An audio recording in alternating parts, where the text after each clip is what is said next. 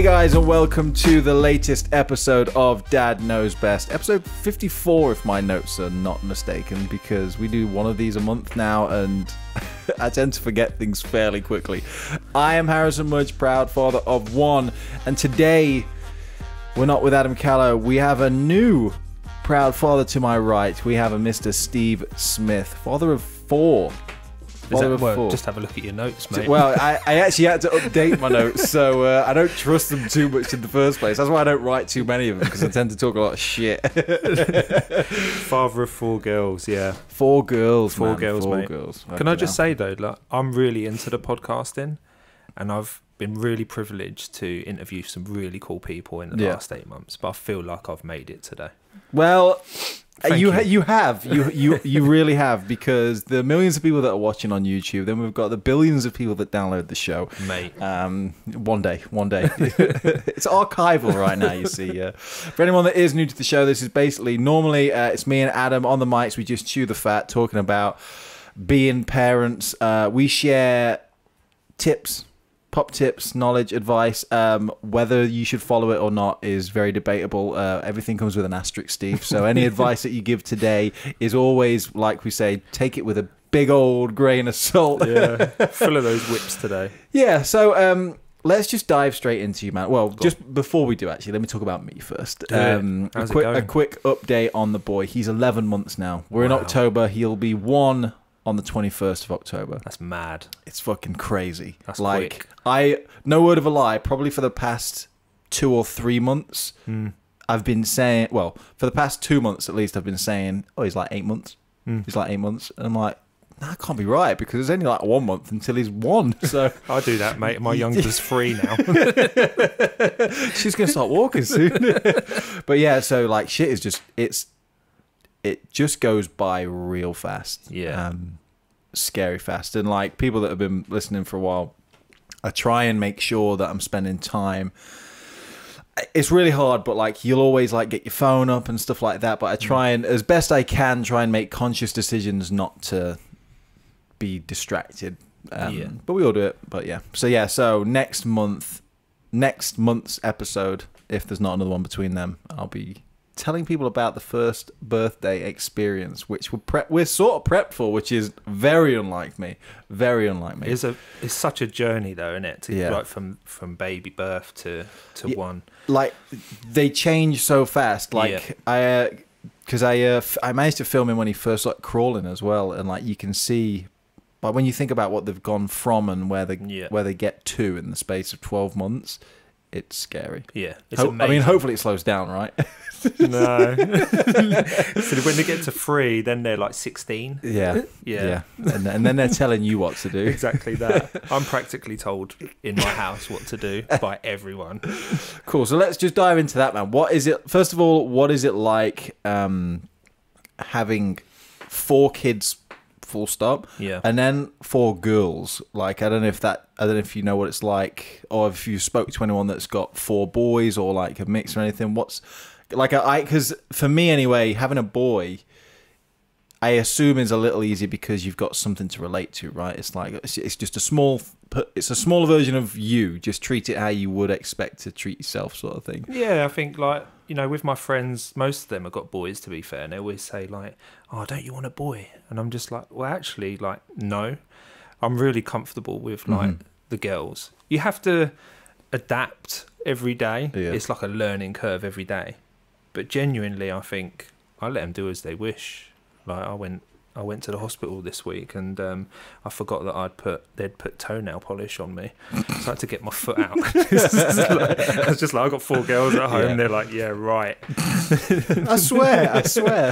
But I don't know, man. They say it takes a real man to have girls. I don't know if that's true or not, but it's hard work, but it's cool. Yeah. Is when you say it's hard work, is it hard work because you've got 4, or is it hard work because they're girls? Or I think it's hard work with 4, full stop. I work, Jen works, so it's tough. I think Jen does like really the majority of everything, really. But what are their ages? Sorry. So you got Ethel's my youngest. If she was the first, I would never ever would have had any more. She's a terror, really. And then you got Florence, who's 5. So Ethel's 3, Florence is 5. Molly was 15 this week, and Lily's just turned 16, which is Lily's like a fucking nightmare.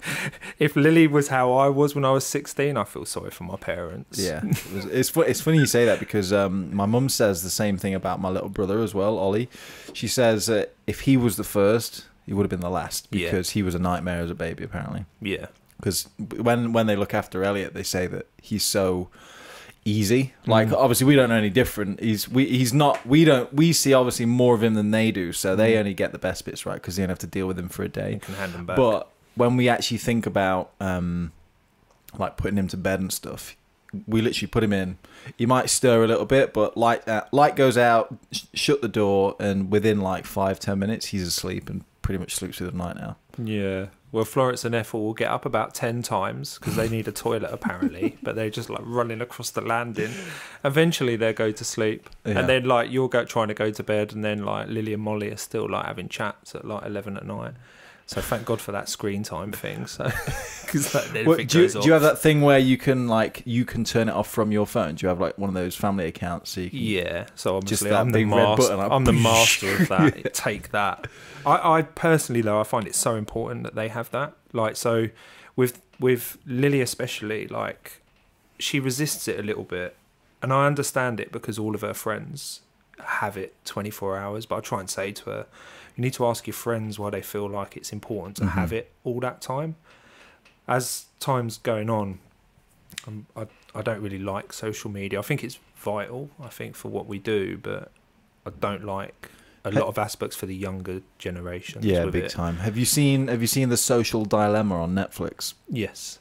That's like, I mean, it was super interesting. And when so Adam and Sam told me about it and said I should watch it, and the way they explained it, I thought it was like a bit more of a documentary, but like a lot more information of like these are how the systems work and just like sort of factual. Yeah. I didn't realize it was gonna be like really ominous overtones and just like it had a real spin on it, which was like negative, but it's quite dark, I think.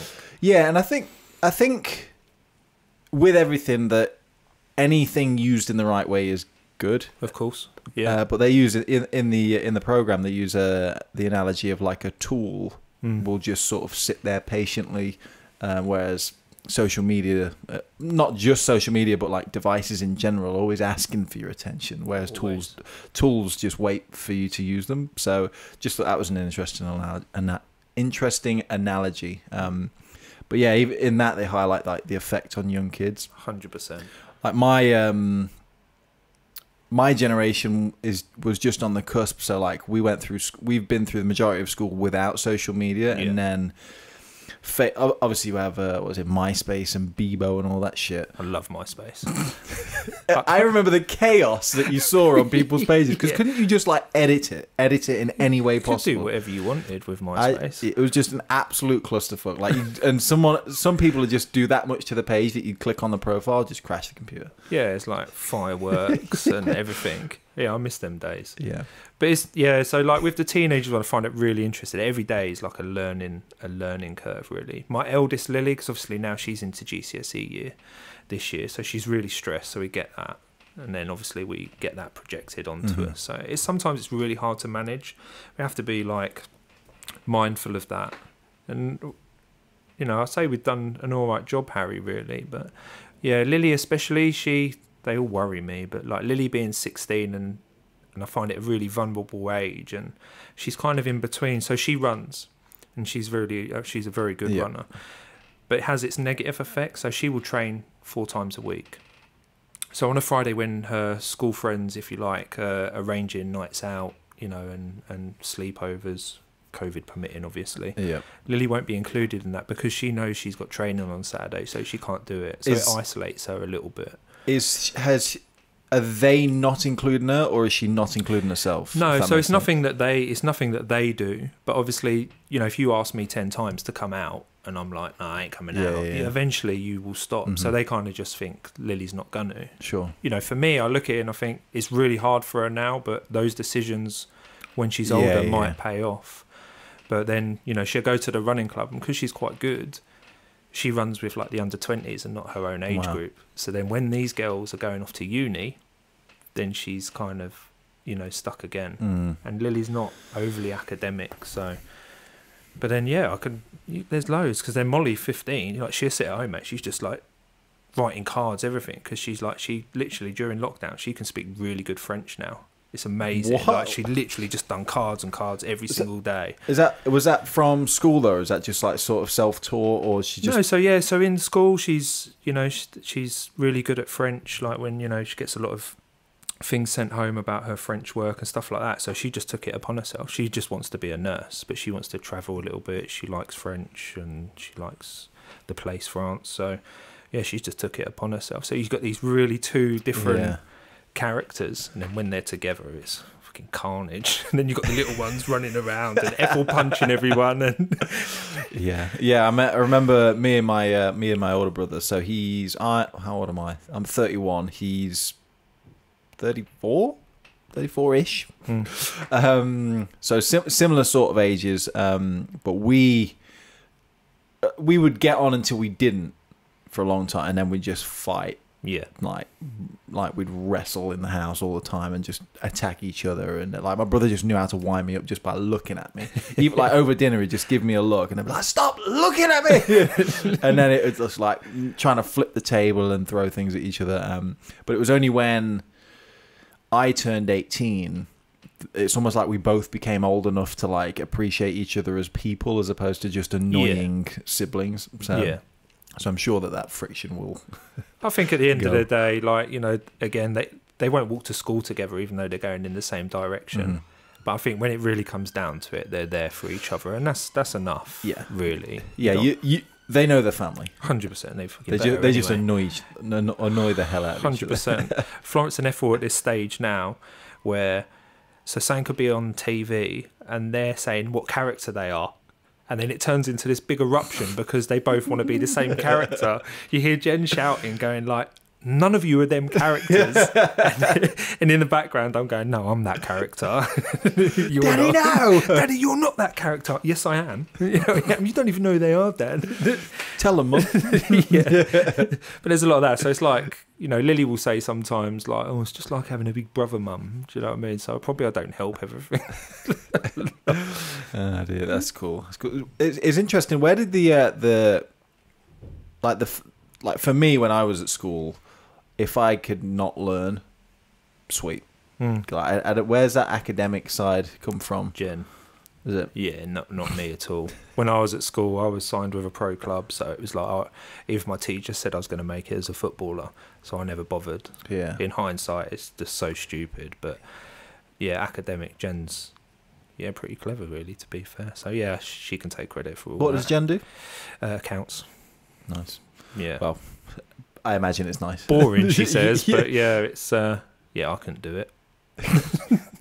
Can't even do my own books, Harry, let alone what is the what's the situation with school at the moment? Obviously we're in like whatever the fuck the decisions are with the government at the moment with lockdown, but like are they getting forced to do like curriculums at home and stuff, or what's the deal with that? No, so like they're all at school. So that was interesting. The other day, Lily messaged us and said that a girl in that year had come into school and I think she'd had a test, and then during school she got told that she had COVID. So they locked down like year 11, and then they had to work out who had been in the classes. So then I think Lily ended up sitting with about 4 people in her form because everyone else had been in certain classes with her, so they got sent home to isolate. But my take on it then was, well, Lily's been sitting with her form. Yeah. So where does it end? I don't know. It's a minefield for them. And yeah, I mean, it's hard. It's difficult, and you wouldn't want to have to make those decisions yourself. But it is also fucking confusing as hell. Well, they've not made it easy, have they? But no. So let's rewind a little bit all the way back. I mean, you've got 4 birth experiences. Maybe don't dive into every one of them super detailed, but like, was there any any that stood out, for lack of a better term? Like for me, for Emmy, she had like high blood pressure and stuff. So for us, we had a whole plan of like, so she got into like positive birthing, which was great. It gave her a good mental state to be in and look at the whole thing as a really positive experience, which was great. But what happened was, because of high blood pressure, what we wanted and what we had to have were two very different things, because she was hoping for a midwife-led birth, not even in a hospital, in one of the other wings where it's just midwives, and it's like 20 minutes away from the hospital. Okay. But because of the high blood pressure, they said, you're not having that anymore. You've got to be in the hospital. We've got to induce you and everything. So it kind of, everything felt like it went south at the last minute, and it was quite stressful. And then she had to stay in hospital after the fact. What have been your experiences through each of the births? Were they all... We've been very lucky, I think, Harry, when you explain it like that. So, I mean, for me, the most enjoyable experience, if you like, I mean, Jen's had to go through it all, but was Ethel. And we, finally I never really wanted a home birth. I was always really panicked that, so say something goes wrong and stuff like that. Yeah. But Ethel we had at home, and we had 3 midwives there, and to be honest, Jen was in the living room. I could make tea for everyone, and so I felt like... So that was a decision to have the home birth, yeah, that right? was a decision to have a home birth, and once Ethel had come along and everything was fine, they just they pack up and they leave you to yourselves, like So Ethel really enjoyed Ethel's, if you like, but all 4 have been relatively easy. I mean, Molly, I think it was about 45 minutes. Like we went in at like 4, and then by about 6:30, Jen had her tea and toast, put her makeup on, and she was ready to go home. Jeez. So we've been very lucky. Yeah. We've been very lucky. I mean, we did have one miscarriage in between. Oh, wow. Florence and Ethel. It wasn't meant to be, for whatever that is, but that's why Ethel's our rainbow baby, if you like. I mean, how we ended up with 4, Harry, was Lily and Molly were like peas in a pod. Like, they've grown up together. There now, they bicker, but they've always done stuff together, and then we ended up with Florence, and it was kind of like Lily and Molly they're really good with them, to be fair, but they're off and doing their own thing, and then Florence is sitting there, so then we decided to one more. So that's no more now, though. Yeah, we so my little brother's what's the age difference? So he's 17 at the moment, whereas obviously we're me and Jack are 30 plus, so there was quite an age difference between us. But I guess we were just old enough by the time he sort of came of age that we're now older brothers that are sort of grown adults. That's obviously a bit of a different dynamic, because they're still kids, right? Yeah, still younger teenagers. But yeah, it's, from my point of view, having a younger brother, it's been quite nice to share wisdom, as it were, because you can because he's going through the stage at the moment where he's had his first girlfriend, and for anyone that's watching, it's gone black in here. There we go. Yeah, so he's had the whole first girlfriend, first breakup, and stuff like that. So that's it. Weirdly, it's been nice to like be there and support and like give you advice and stuff, because everyone knows what all that shit's like. It's horrible, man. I wouldn't want to do that again.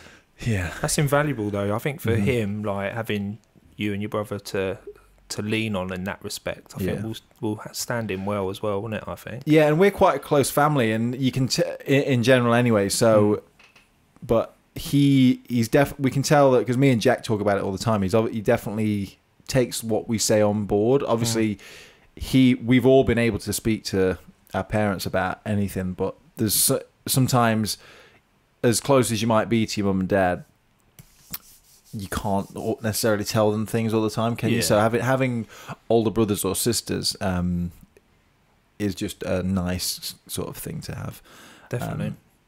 What about, if you don't mind me asking, with Emmy and obviously with the high blood pressure and stuff like that, would that put you off having any more? I don't want to put you on the spot. No. I think don't hold me to this, but I think the plan would be to have another one at some point, definitely. Obviously, that is like it's a worry, because we were both like not super, but we were both hoping that everything would be easy. Yeah. Easy and easy-ish. We knew, obviously, that it's never just, well, it sounds like some people walk in and sneeze and then leave. Yeah. Because a friend of ours, they had theirs, and it was like, I think it was like 2 hours, and they were in out done home. Yeah. The experience for us, I think, was quite, I would say, traumatizing. Not to an extreme degree, but like, it's almost like I probably remember it more than she does.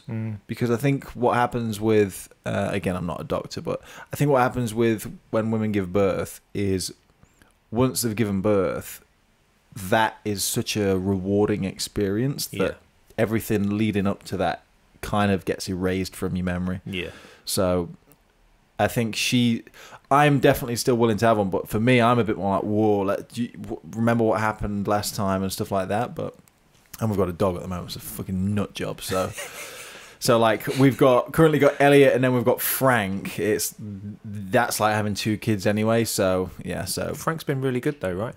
yeah, he has, but only because I say only because he's been good because we've made sure that there's not been opportunities for any issues. Yeah, like he's a rescue, and there's obviously certain risks, not risks, but there's certain potential hazards that can come with that. Like, and that's what we knew when we got him. Yeah. So we just take all the precautions we need to, just to keep some distance between them, because it's not necessarily Frank that's the loose cannon. Yeah. It's more that kids are so unpredictable. Like with adults, we're very calm when we move and think, and he's used to us. Whereas small children, they're they're anywhere. Sudden movement. So we're trying to just keep more distance between them at this point in time until Elliot becomes a little bit more. Till we can speak to him, I guess, really, until we can explain to him and teach him how to approach the dog. Yeah. Because Frank's just a bit skittish, and he doesn't give a fuck about who or what he runs over or on top of to chase a noise he thinks he heard at the back door. Oh, Frank. Like we'll be sat there. Well, barely. We'll be sat there watching TV, chilled.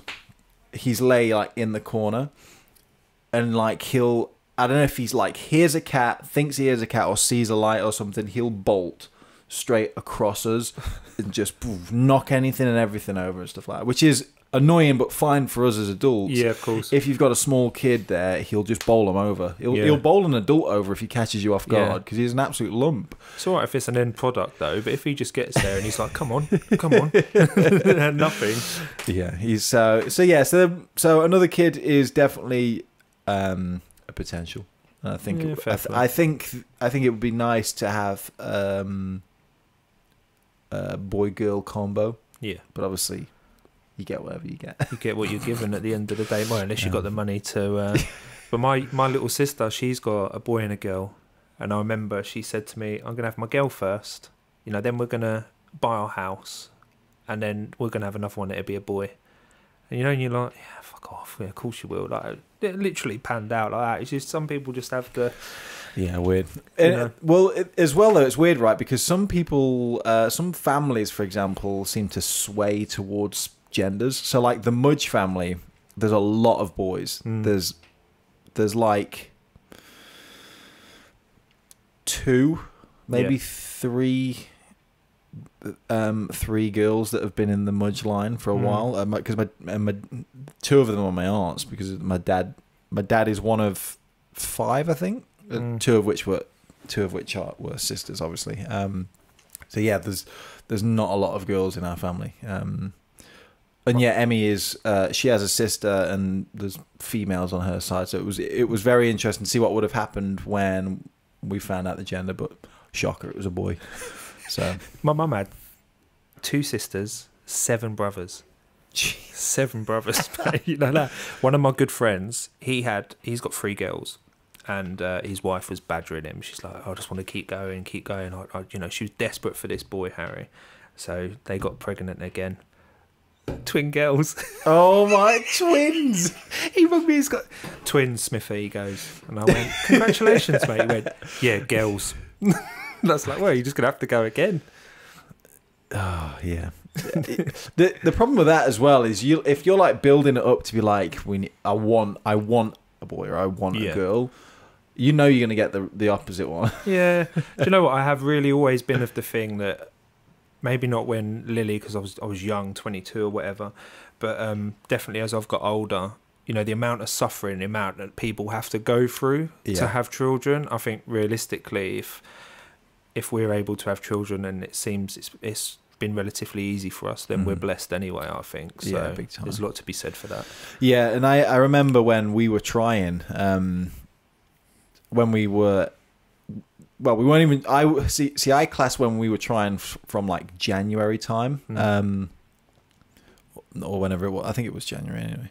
Yeah, because we technically conceived in February, Valentine's Day, obviously. Nice. Of course, you know. But yeah, but before, so I classed trying from January, and when we didn't get pregnant the first time, Emmy was like super disappointed because she felt like we'd been trying for like 6 months or more. But like we'd only, she was going from the moment we said, okay, let's see what happens. Yeah. But like for the first like 4 months, we were just saying whatever. It was only from January where we started doing things like ovulation tests and actually trying to time things. So I don't think it's fair to say that I was surprised that she was so disappointed, because it's like, well, we've not really been even timing anything like that. I can't imagine how people feel when they've been getting the ovulation window, they've been doing everything and anything that they can to try and get pregnant and just not getting there. Because again, our friend that they've just had theirs, not to divulge too much information, but basically for one reason or another they said that it would be quite difficult to get pregnant, and they got pregnant in like 2 months as well. So when they found out that happened, because I think their plan was, well, we'll just keep going until it happens. Yeah. And it basically happened straight away. So it was it timed it right, really, because it's like only a few months difference.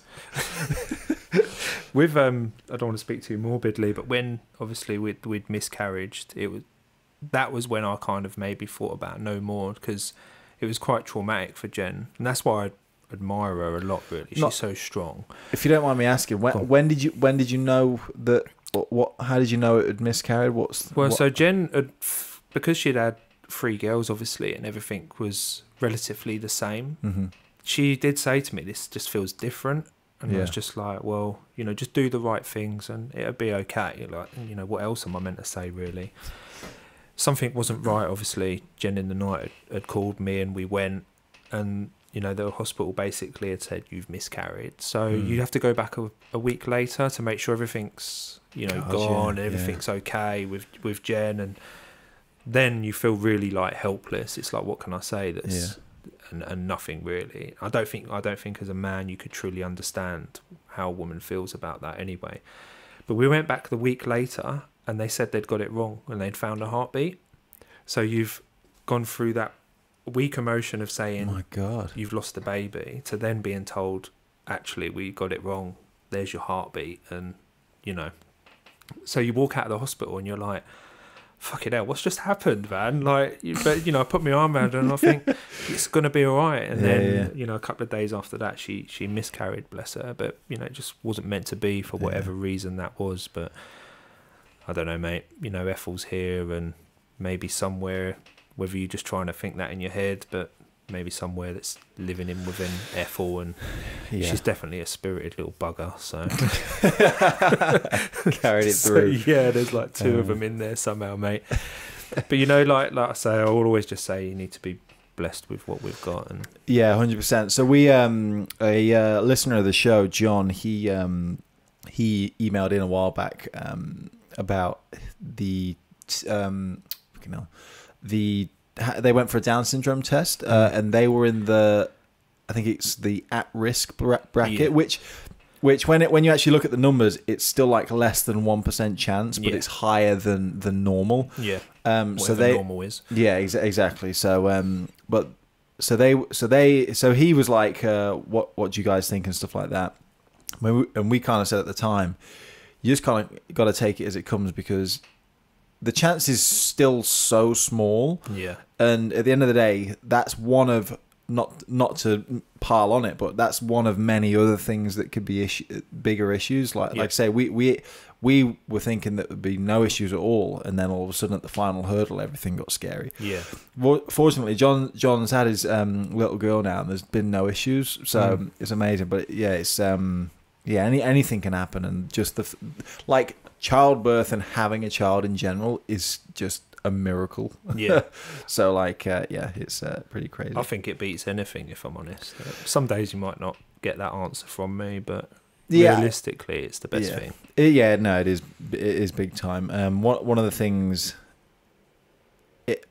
obviously, the mother is with the child from zero, whereas for me anyway, the baby's born and then you begin building your relationship with them.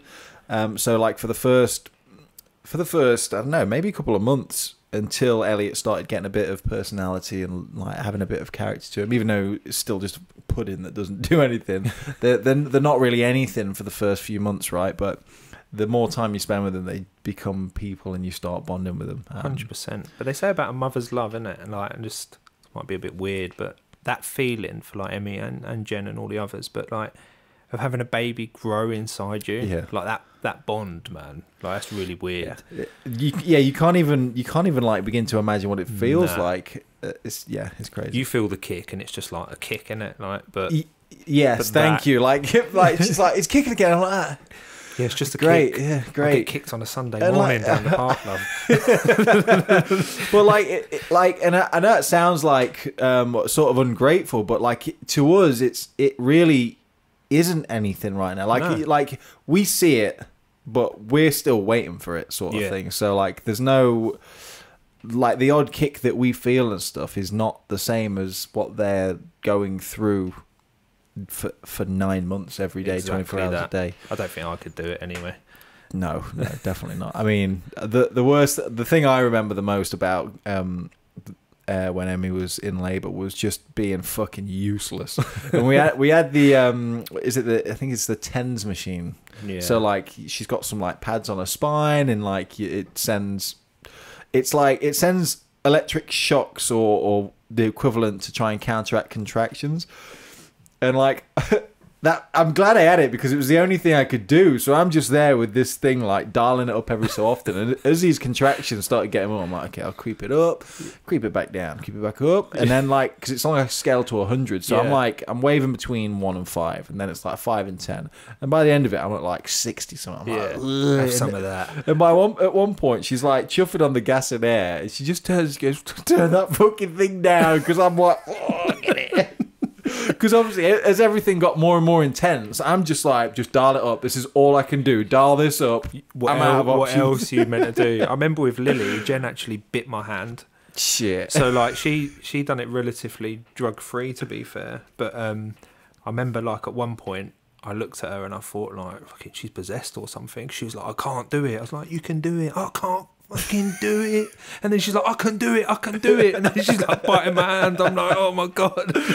And you're like, I can't do it. I can't do it. Oh nurse, I can't do it. Do you want any toast? Yes, please. Yeah. Need a cup of tea. Yeah. 6 sugars. It's amazing, mate. I'd do it again. I genuinely would go again, but financially and space and stuff like that is just not feasible.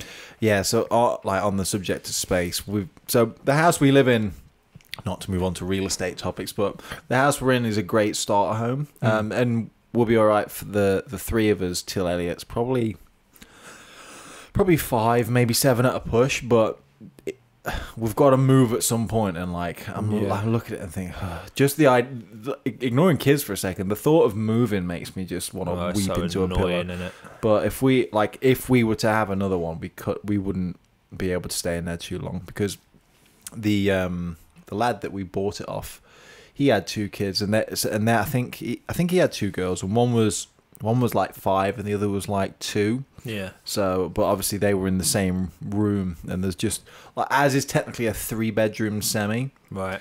One of the rooms I can touch all 4 walls with 3 limbs. Like it's tiny. It's like what 3 limbs? Any three, mate. Just lay it down on the ground. Our first house that we moved into when Lily and Molly were born, it was a 2-bed cottage, and again with that second bedroom, mate, there was the 2 cots were together, and you couldn't fucking get in the middle like that. And we just sling 'em in. We need to move now. Jim's like, yeah, we do need to move, but yeah, I ain't got the space for any more. So yeah, it's a commitment. 100%. And the thing is as well, like we've just bought a new car seat because Elliot's getting a bit bigger now for it. So we need a new one that hopefully will last him now until, well, the thing says up until 12 years old. Yeah. But I'm from a big family, so like I can see him last until he's about 6. Yeah, and then he'd be like in the passenger seat. What, Dad? Be taking lessons soon enough. Get in the back, Mum. But yeah, so like, but cost, it's just, I mean, I think we spent like 200 quid on this new seat, but hopefully if it lasts him 4 years, 5 years. Yeah, then you get your value, don't you? We just sold the buggy, was our last buggy, if you like, that and I said to Jen, I think she sold it on Facebook or whatever it was, Harry, 90 quid she got for it. And I was like, with all that, 'cause it looked really good actually. And I was just like, how much did all that cost us? And she was just like, oh, it was about £800 all in. You know, just like blasé like that. And I was, you know, you're thinking like, it's just a fucking buggy. Yeah. It's they try and not no one's trying to do anything, but the price tag on it all is just outrageous. And then it got me thinking, I would love a spreadsheet of how much we've spent on the 4 girls. Yeah, so we've got a high chair, which is so it started off as it's called a Chico 4-in-1. I did a video review of it actually. It's been really useful, but this was a thing that starts out as like a little cot, a little cot that's adjustable, and then it eventually turns into a seat, and now we use it as a high chair. Yeah, and that, I think that costs us like 250 quid, which is pretty steep, but when you think how long it's lasted, and it's been a single unit, and we didn't then need to get a high chair and stuff like that, it's kind of covered its costs really. So it's been that has been really helpful for us, because again, not only for us, not only is it the money, but it is the space. So like anything that can double up or transition into something else is an absolute winner for us. I had another note, mate, because you've got a few tats, and I'm a fan of tattoos as well myself. With your kids, first of all, will you let them get tattoos? Have you got anything against tattoos? I don't have anything against tattoos. I think it's an expression. I'm a big fan of them. What I would say to the girls is, A, they need to be of a good age to have them. Yeah. And also, I think they need to be really, though it's a bit more acceptable now. I think once I had my hands done and my neck, not that you can see that, but, and my ear, and then I had a piercing in my ear. You still get judged. There is that judgment element. And I think going forward, we don't know how the economy or whatever it may be with jobs. I think we need to be mindful of that. So I'm not opposed to it, but I would probably do things slightly different. Because you've got that cool style where you've got that inked look. Harry. Like I've got a few tattoos. I've got a Cheryl Cole, Nice. and then I've got. So this was my first tattoo on my arm, which I had done again and made different because it was off of a wall, and I think I saw 4 people with it. Yeah, like, those off the wall. I'm gonna need this one changing. But yeah, I remember. So my first one was, how old was I? I think I was like 16 when I had my first tattoo. Yeah. And so I don't regret any of them, but I regret not putting more thought into some of them and having a bigger picture. So for me, the only reason I asked is because I wondered, knowing how stupid I was when I got mine, I was like, and for someone that's had enough to have enough experience in getting them, have you set boundaries sorry, let me flip it a sec. Have the kids asked about them yet? Yeah, so like Lily would like one behind her ear, she says, and Molly would like one on her foot. But yeah, just I think all. How old do they have to be before you let them have their first tattoo? How old would I like them to be, or how old do you hope they are when they come home with the first tattoo? 20? I can't see that happening. They like piercings and stuff like that as well. But I think, like I say, it is in a way of expressing yourself. But I definitely think it's something you should really think about. Like, actually, out of all of mine that get the attention is my right leg.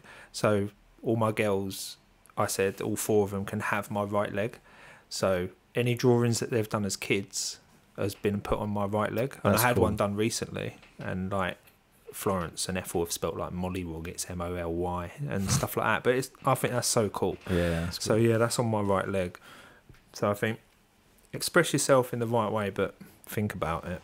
These kids want everything now. It's like they don't want to wait for anything. But yeah, something I've learned is to just think about things more. Yeah, I think that comes with age.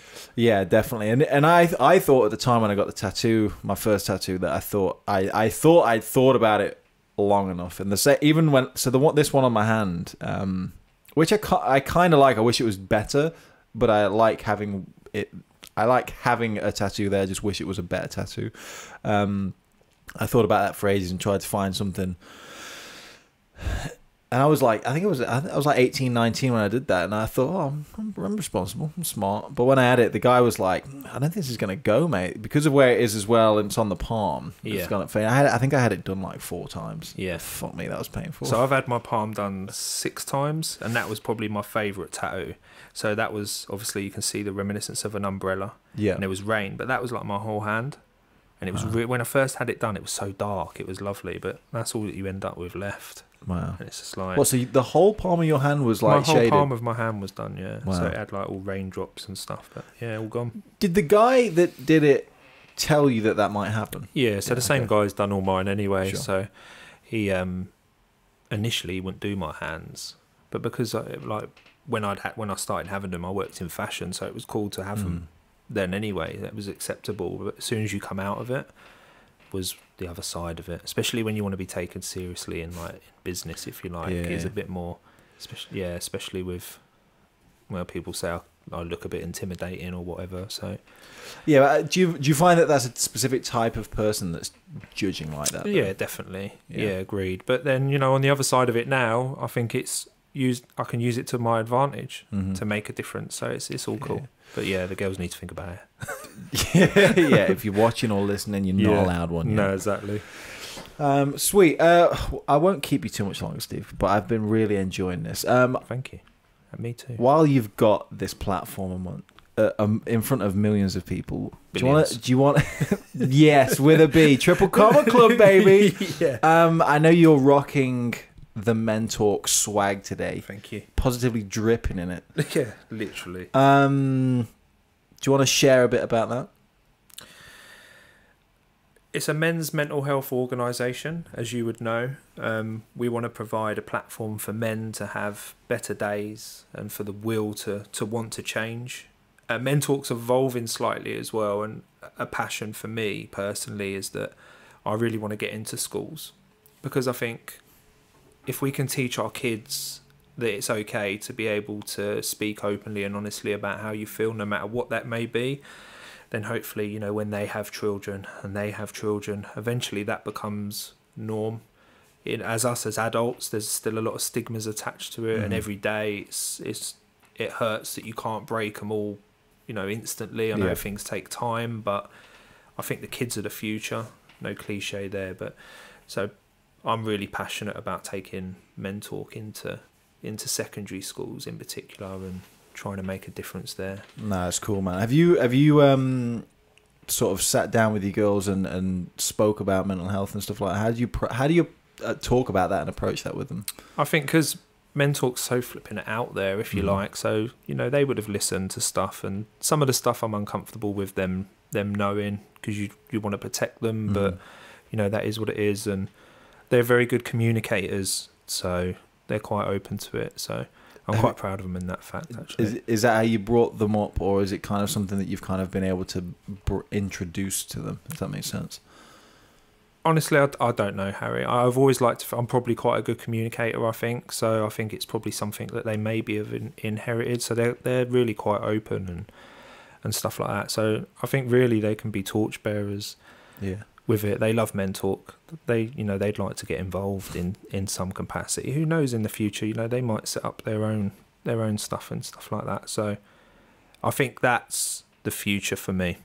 I'm desperate to do that, to really make a difference with these future generations. Yeah, I mean, I know that like a support circle, however big or small it is, like just finding one or two people that you can talk about shit with. Yeah. Like I was saying before, like I can speak to my parents, but sometimes like your brother or other siblings or a close friend like Adam, I've known for like 15, 16 years now.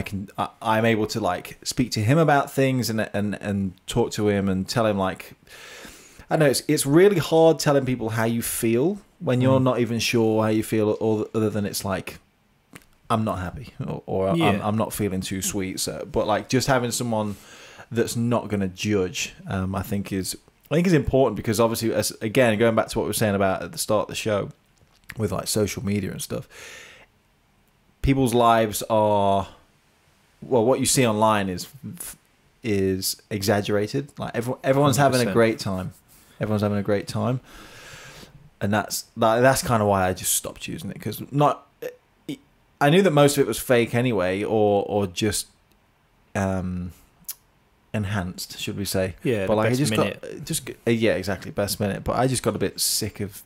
I realized, like, I actually don't want to hear about or see anything about it. Yeah, agreed. And I know, I kind of understand the irony of like doing a podcast and talking about my stuff and stuff like that. But like,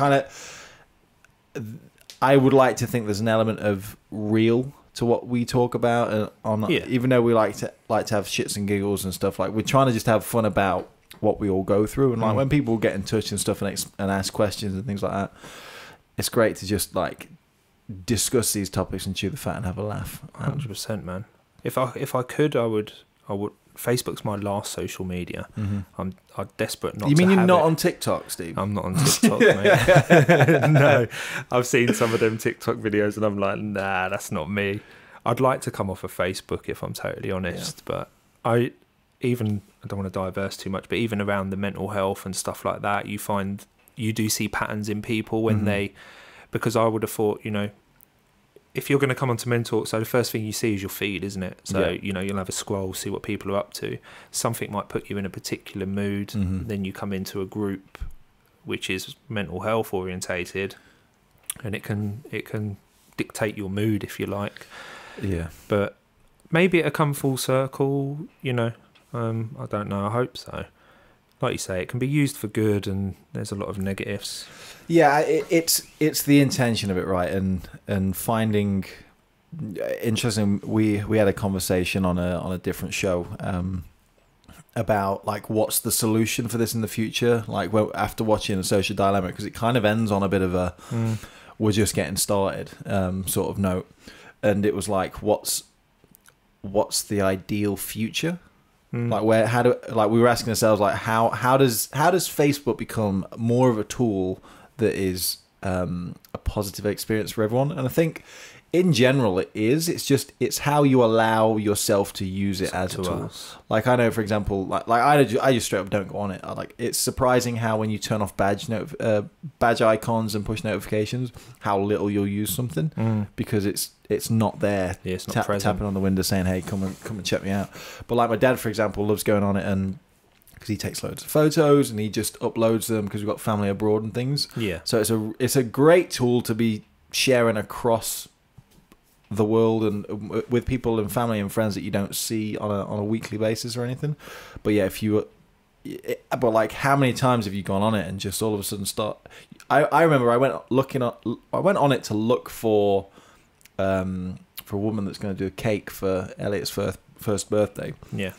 Loaded up Facebook because I knew she had a Facebook page, and I was just on the feed scrolling, and it took me like a minute before I was like, what did I even come on here for? And you're like slapping yourself out there. Like, oh no, I came to search for a page, but yeah, it's a slippery hole. I think things like this though, podcasts, and and when we're with our friends, I think it's so important. Like today, like we've been present with each other, if you like, and I think there's a lot to be said for that. I think we need to get back to that. It's something really basic, I think, but it's something I think we've forgotten. You know, when we're with our friends and our family, or even people that we might not know, is to be present. I think if we can really be mindful of that and make that norm again, I think it make a huge difference. You know, I think it's really important. It's something I teach my girls anyway. Yeah, I think that's why podcasts are blowing up right now. 100%. There's billions out here. On that note, guys, all 7 billion of you, the planet, if you want to get in touch, you can email, if my mic works, you can email dadknowsbest@nbs.fm. Don't forget to like, share, comment, and subscribe. Steve, thank you so much for joining me on the show today. Gets a bit lonely on here. Sometimes I try and do a show by myself, and I'm like, you know what? I'd rather not waste everyone's time. If you need a partner, Harry. Yeah, Adam's not pulling his weight anymore. Exactly. I'll definitely tap you up. Anyway, thank you so much for joining me, mate. Pleasure. Thank you. Guys, we'll speak to you next time.